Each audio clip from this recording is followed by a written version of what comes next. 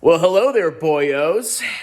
We got to talk about grifters and the upcoming recession and stock market crash. So I'm actually downstairs right now in my lonely living room. See this? I basically have one big room in my freaking house. Okay, I'm making some pasta. Can I point? Making some pasta on the stove.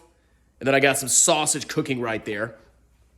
But I was watching a video from this guy called Eurodollar University. And I'm not saying this guy is a grifter. I'm just using him as an example of what happens when the stock market starts to go down, okay? This is so predictable every single freaking time. Before I do that, check this out. Look at those sausages. Oh, yeah. Oh, I love sausage. And we got some pasta and some Rouse sauce that my parents left me because I would never buy pasta sauce that expensive. But anyway, back to the point. Every time stocks go down, even if it's just temporary, all the grifters and clowns start to come out of the woodwork. And what they say is, the government's in massive debt. Our only option is to print money. We're going to have hyperinflation. The world's coming to an end. You need to buy X, Y, Z. What are some of the XYZ things? Well, I was watching Kitco News. I had him in the background. It's some like hot blonde chick. Probably would reject me instantly. I'm not worthy of her. I don't have enough subscribers. But it's this hot blonde chick, and she had this guest on. And of course, I hear the same spiel that I always freaking hear. Oh, government debt, inflation, Federal Reserve, blah, blah, blah, blah, blah. And then, of course, the guy starts doing his Bitcoin pitch.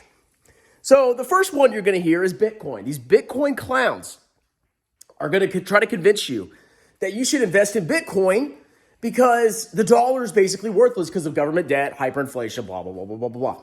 Okay? Even though inflation is really coming down to about 2%. It's almost there. But hyperinflation, bro. The reason people do that is because they want to pump their bags. They buy Bitcoin. They want you to buy it. That pushes up the price. They make money. The more people that are interested in Bitcoin, the more the initial investors make. It's a pump and dump. It's a scam, okay? You're going to hear Bitcoin shills come out of the woodworks now. Recession, global reserve currency, US dollar's worthless. They're going to tell you to buy Bitcoin. Don't do it. Don't buy worthless garbage, okay? That's number one. Number two, Peter Schiff. That's right. My boy, Peter Puffer. Peter Schiff is a huge fan of hosting mutual funds that out or underperform their target benchmark. For example, he has I think it's called Euro Pacific Capital. If you go look at his mutual funds, they're hot freaking garbage. All of them. They've all massively underperformed their benchmarks, and they have high expense ratios. But Peter Schiff also likes to shill gold. That's right. Just buy gold, bro. Just buy gold. Oh, and he happens to own like a gold broker or whatever. He's basically like a gold middleman. He's going to do the same freaking crap. Okay, see, the Federal Reserve and the economy's just crashing, and we're going to have hyperinflation. Oh my God, the Fed has lost control. And then he's going to do the gold pitch. He's going to start shilling gold. Why? Because it financially benefits him. Okay? And then the last but not least, you're going to have the YouTube grifters, okay? I call them the panic PIMPs. Why is that? On YouTube, if you make engagement, if you make content that talks about doom and gloom, you're going to get a lot of clicks. Okay, look at this Eurodollar guy.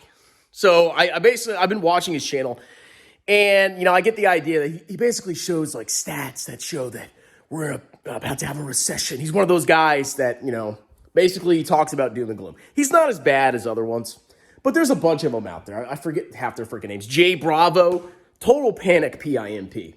What's another grifter's name? I forgot his freaking name, but he's like this old dude, the Bond King. Guy's a freaking loser. You're going to see all these panic PIMPs. Game of Trades. I see that clown all the time. Oh, bro, this has never happened before. Vertical lines down. Just a bunch of freaking clowns, okay? What these guys want to do is their engagement farming. So they put the fear of God and terror into you, and they financially benefit because you click on their videos. They get ad revenue. And sometimes they offer like courses and stuff. And sometimes they shill penny stocks. A lot of those guys shill penny stocks for pay. Okay. Look at that. Woo. We're almost done here. I timed my pasta. That's right. Let's go check the meat. Cooking kind of slow, but kind of an old grill. But those panic PIMPs are, like I said, there to freak you out and to make you either buy something or just watch their content so they can make money. Listening to any of these people is a financial disaster. If you believe in index funds, stay the course. A lot of you people, you claim to be investors, but you're not. You're speculators. When stocks go up, you're all for stocks. When stocks go down, you lose your freaking minds, okay? But if you're investing for decades, it doesn't matter. I'm not doing anything with my portfolio differently. I don't know why this is so hard. Every time you get spare cash, put it in your IRA, put it in your 401k, which comes out of your paycheck. And, if you max your tax advantage accounts and you don't need the money for a long time, put it in a taxable brokerage account.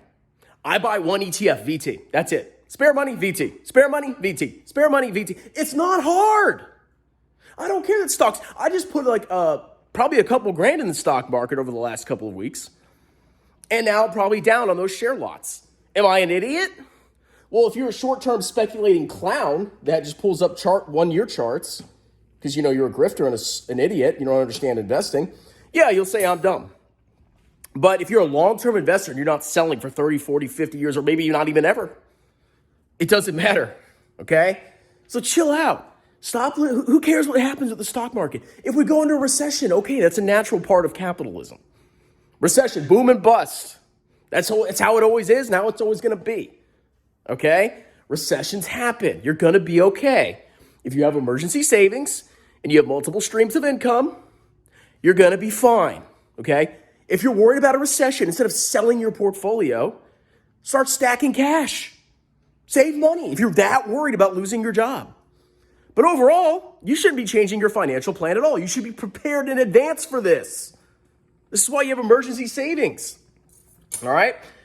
So these actors on YouTube, they always drive you to make rash decisions. And the hardest part of investing is not being sucked into it. That's the freaking hard part. Okay, the hard part is not buying stocks. Oh, it's so hard to buy stocks, bro. US stocks, bro. It's not hard to buy stocks. But it's hard to stay the course when everybody else is losing their freaking minds. And the entire financial media, doofuses like this guy, I mean, I don't even know if he's that bad. But got people like in that kind of vein of showmanship, they're there to grift you, okay? You don't need to take any action if you're a long-term investor. You don't need the money for 20, 30 years. Trust me, okay? Just keep buying large cap tech because you're all geniuses. Anyway, my meal is almost done. Hope you enjoyed the video, and I'll talk to you soon. Cheers.